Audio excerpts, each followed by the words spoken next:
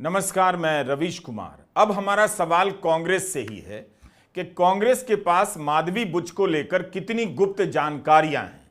सेबी की चीफ को लेकर कांग्रेस की चौथी प्रेस कॉन्फ्रेंस हो गई और पार्टी ने कहा अभी तो ये कुछ भी नहीं, आगे और प्रेस कॉन्फ्रेंस होगी।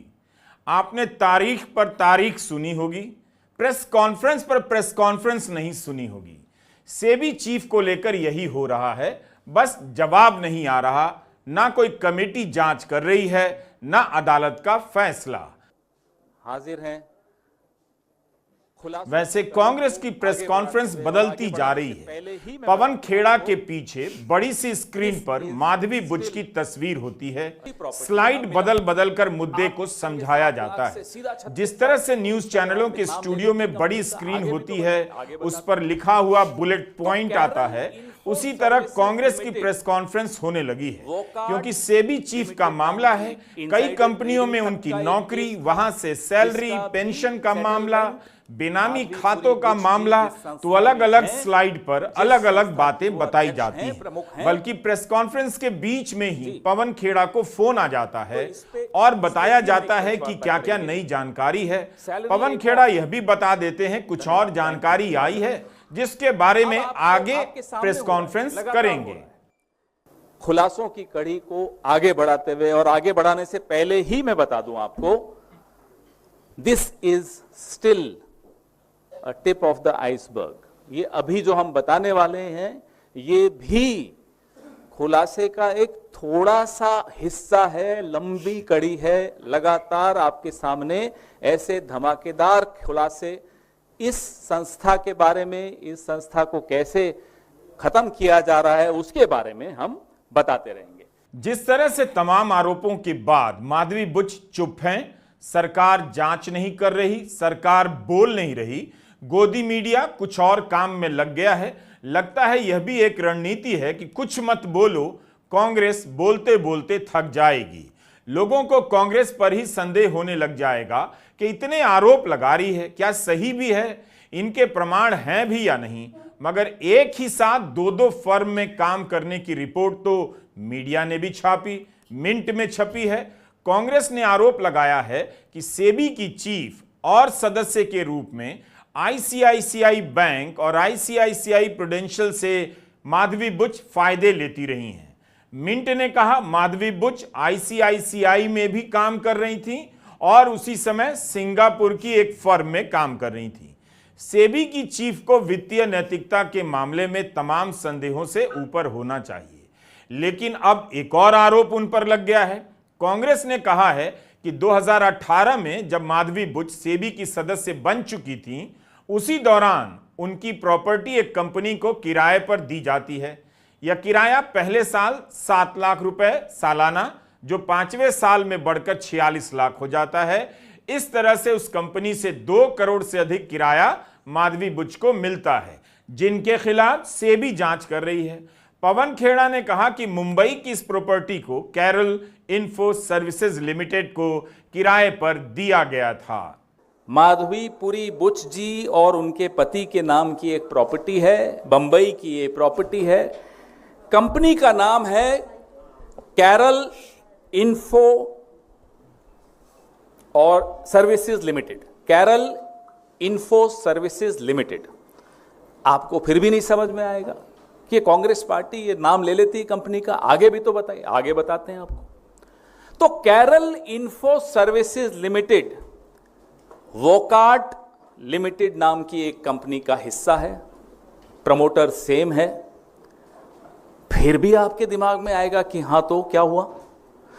वोकार्ट एक ऐसी कंपनी है जिस पर माधवी पुरी बुच जी जो सेबी में हैं, सेबी लगातार वोकार्ट पर अपने ऑर्डर्स दे रहा है, उनके केसेस को डील कर रहा है। माधवी पुरी बुच जी चेयरपर्सन है। जिस संस्था की वो चेयरपर्सन है, उस संस्था में वोकार्ट कंपनी के केसेस हैं, शिकायतें हैं। इनसाइडर ट्रेडिंग तक का एक केस था, जिसका भी सेटलमेंट माधवी पुरी बुच जी जिस संस्था में हैं, जिस संस्था की वो अध्यक्ष हैं, प्रमुख हैं, उस संस्था ने वोकार्ड की इनसाइडर ट्रेडिंग के केसेस का भी निपटान किया। यह है कॉन्फ्लिक्ट ऑफ इंटरेस्ट, मैं इसे करप्शन कहूंगा। हमारे पास कैरल इन्फो सर्विसेज लिमिटेड की प्रतिक्रिया नहीं है। पवन खेड़ा का आरोप है कि इस कंपनी के मामले की जांच सेबी कर रही थी और इस कंपनी को माधवी बुच अपनी प्रॉपर्टी किराए पर देती हैं, जो 7 लाख से बढ़कर 45 लाख हो जाता है। अगर ऐसा है तब तो यह बेहद गंभीर मामला है। यह कैसे हो सकता है कि माधवी बुच सेबी की चीफ हैं और सेबी उस कंपनी की जांच कर रही है, उसी को माधवी बुच किराए पर अपनी प्रॉपर्टी देती है। हिंडनबर्ग की रिपोर्ट में उन पर आरोप लगा कि उन्होंने बाहर के देश में बेनामी खाते खोले हैं और जहां खोले हैं वहीं विनोद अदानी का पैसा भी लगा है।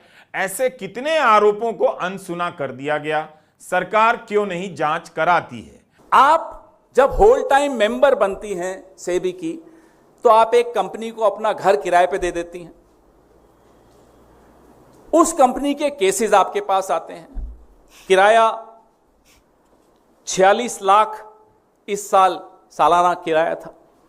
टोटल अब तक आप उस कंपनी से किराए के 2,16,55,000 ले रखे हैं। हम ये जानना चाहते हैं, आपने इस सब को कहां कहां डिक्लेयर किया, किस किस को आपने बताया, किस किस संस्था के सामने आपने ये बताया, और क्या ये उचित है कि आप होल टाइम मेंबर बनती हैं तो आईसीआईसीआई के शेयर्स से लेकर अपनी प्रॉपर्टी भी ऐसी कंपनी के एक अधिकारी को आपने किराए पे दी जिस कंपनी के आप केसेस निपटाएंगी सेबी में, या सेबी के केसेस निपटाएगी? Is it legal, is it proper, is it ethical? ये 3 सवाल हैं। क्या ये नैतिक दृष्टि से ठीक है? क्या ये कानूनी दृष्टि से ठीक है? क्या इसको आप सही ठहराएंगे? कांग्रेस पूरी कोशिश कर रही है कि माधवी बुच का मामला जनता तक पहुंचे। क्या पहुंच पा रहा है? शायद किसी को यह भरोसा है कि लोगों की दिलचस्पी इस तरह के मामलों में कम होती है, लेकिन सेबी एक बहुत बड़ी संस्था है। 17 करोड़ से ज्यादा डीमेट खाते हैं। करोड़ों लोग शेयर बाजार में पैसा लगाते हैं। शेयर बाजार में पारदर्शिता बरती जाए यह देखना सेबी का काम है। कोई फर्जी शेयर बेचकर निकलकर गायब ना हो जाए यह भी देखना सेबी का काम है। अगर यहां पर इस तरह से काम हो रहा है, इतने तरह के आरोप लग रहे हैं, तब तो चिंता की बात है। आखिर माधवी बुच को संदेह का लाभ क्यों दिया जा रहा है? किसी पर भी इतने आरोप लगते तो सरकार यही करती, हटा देती, जांच बिठा देती। मगर यहां तो वित्त मंत्रालय भी चुप्पी साध गया है। ऐसा लग रहा है कि सरकार यह सोच कर बैठी है कि कांग्रेस एक दिन बोलना बंद कर देगी और फिर यह मामला शांत हो जाएगा। पवन खेड़ा ने कहा कि पहले जब भी नियामक के पदों पर ऐसी नियुक्तियां हुई हैं, लोगों ने पद लेने से पहले अपने सारे शेयर किसी ट्रस्टी को दे दिए हैं, अपने व्यावसायिक संबंधों को खत्म किया है। लेकिन यहां तो पद पर रहते हुए कंपनी के साथ व्यावसायिक संबंध भी हैं और यह दूसरा आरोप है। हम प्रधानमंत्री से जानना चाहते हैं कि आपने ऐसा कौन सा उन्हें मंत्र दे दिया, ऐसा कौन सा आपने वरदान दे दिया उनको, यह वरदान से कम नहीं है कि वो जो भी करें वो माफ है। ये तो वरदान ही हो सकता है। तो ऐसा वरदान प्रधानमंत्री जी आपने और किस किस को दे रखा है, ये भी बताएं जरा हम सबको। पवन खेड़ा कहते हैं कि सेबी के पद पर रहते हुए कंपनी के साथ व्यावसायिक करार है, उससे कुल 2 करोड़ से अधिक का किराया लिया गया है। तो क्या इसका कहीं खुलासा किया गया है, डिक्लेरेशन है, किसी को बताया गया है? तो दिखाइए। ब्लूमबर्ग में एनडी मुखर्जी ने अपने लेख में सेबी चीफ को लेकर कई गंभीर सवाल उठाए हैं। एनडी मुखर्जी स्थापित बिजनेस पत्रकार हैं। आईसीआईसीआई बैंक की ही एक सहायक कंपनी है आईसीआईसीआई सिक्योरिटीज। आईसीआईसीआई बैंक ने सिक्योरिटीज का अधिग्रहण कर लिया। अब नियम है कि कोई कंपनी अगर बिक रही है तो उसकी बोली लगेगी, मगर दोनों कंपनियां एक ही तरह का कारोबार करती हैं तब बोली नहीं लगेगी। एनडी मुखर्जी ने बताया है कि आईसीआईसीआई बैंक और आईसीआईसीआई सिक्योरिटीज का कारोबार बिल्कुल अलग है। तो आईसीआईसीआई ने सेबी से इस नियम पर छूट मांगी। पिछले साल जून में बैंक को यह छूट दे दी गई। अब सिर्फ शेयर धारकों का वोट होना था, क्योंकि वोट होने से ही विलय हो जाता। बोली नहीं लगती, इसकी छूट दे दी गई। लेकिन एक विवाद हो गया। मामला माइनॉरिटीज निवेशकों की जानकारी शेयर करने को लेकर था। सेबी ने इस मामले में चेतावनी भी दी, लेकिन शेयर धारक संतुष्ट नहीं हुए। आरोप लगा कि आईसीआईसीआई का विवाद यह था कि वोट से पहले कंपनी ने अपने माइनॉरिटीज निवेशकों का निजी डेटा बैंक से साझा कर दिया। बैंक का कहना है कि उन्होंने बस प्रक्रिया समझाने और ई वोटिंग में भागीदारी बढ़ाने के लिए ऐसा किया। सेबी ने कहा ऐसे प्राइवेट डेटा साझा करना सही नहीं, क्योंकि इससे वोट के नतीजों पर प्रभाव पड़ रहा था। सेबी ने एक प्रशासनिक चेतावनी जारी की दोनों कंपनियों को, लेकिन इतनी भर कार्रवाई से निवेशक संतुष्ट नहीं हुए। इन निवेशकों का कहना है कि उन्हें $200 मिलियन से ज्यादा का नुकसान हुआ है। एनडी मुखर्जी का सवाल है कि खुद नियामक ने तय किया, सेबी ने, कि बोली लगेगी अगर अलग अलग कारोबार करने वाली एक ही समूह की दो कंपनियां हैं, तो आईसीआईसीआई को छूट कैसे दी गई? इसका फैसला माधवीपुरी बुच ने तो नहीं लिया होगा, क्योंकि वो आईसीआईसीआई से अतीत में जुड़े होने के चलते उससे जुड़ी कार्रवाई में हिस्सा नहीं लेती होंगी, नहीं लेती हैं। पर संस्थान की तो जिम्मेदारी है कि वो बैंक को दी गई इस छूट के पीछे के तर्क को सबके सामने साफ कर दे। मुखर्जी लिखते हैं कि मैंने सेबी से पूछा, मगर मेरे ईमेल का जवाब नहीं आया।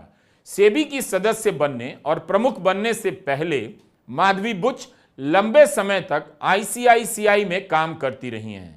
वे आईसीआईसीआई सिक्योरिटीज की एमडी रही हैं, सीईओ रही हैं। इसी से सवाल उठ रहा है कि पवन खेड़ा के आरोपों के अनुसार अगर सेबी में आने के बाद भी उन्हें आईसीआईसीआई से पैसे मिल रहे हैं, तो क्या ये पैसे किसी उपकार के बदले मिले? राम जाने इस देश में क्या क्या खेल होता है। देखना है कि कांग्रेस की कितनी प्रेस कॉन्फ्रेंस के बाद सरकार बोलती है, वित्त मंत्रालय बोलता है, या किसी गोदी मीडिया के चैनल पर, ध्यान से सुनिएगा, वित्त मंत्री से इस जवाब का एक माहौल बनाया जाएगा। सवाल कुछ और होगा, लिपटा हुआ सा, उलझा हुआ सा, और जवाब कुछ और आएगा। नाम केवल सेबी और चीफ का सुनाई देगा। इस तरह से रस्म निभा दी जाएगी। पहले कई मौके पर ठीक इसी तरह से हुआ है। पूछने और जवाब देने की रस्म निभा दी गई। न सवाल ठीक से पूछा गया, न काउंटर सवाल पूछा गया, और कह दिया गया कि जवाब आ गया। नमस्कार, मैं रवीश कुमार।